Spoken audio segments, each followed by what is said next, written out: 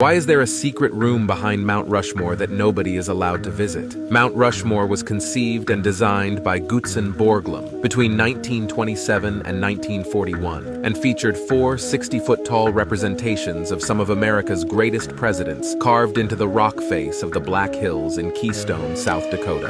Borglum was worried that, over time, his work on Mount Rushmore would lose significance, so he planned to add a room behind the presidents' faces called the Hall of Records. The room would contain busts of famous Americans, a list of United States contributions to science, art, and industry, replicas of the country's constitution, and other important documents stamped on aluminum sheets. Construction on the room started in July 1938, but the United States government didn't share his vision and demanded that he focus on the faces instead. Unfortunately, Borglum died in 1941 before the work could be completed in the Hall of Records. The works were scrapped, and the sculpture was instead declared complete in the same year. More than 50 years later, in 1998, his dream was finally completed when a repository of records contained in a titanium vault and covered by a granite capstone was placed on the floor of the hall entry. The repository contains panels explaining how Mount Rushmore came to be carved, by whom, a short history of the United States, and reasons for selecting the four presidents depicted on the mountain. Sadly, the room is closed to the public, though what is inside it is not too much of a secret anyway. The closest anyone can get is the ruin-like doorway, which recedes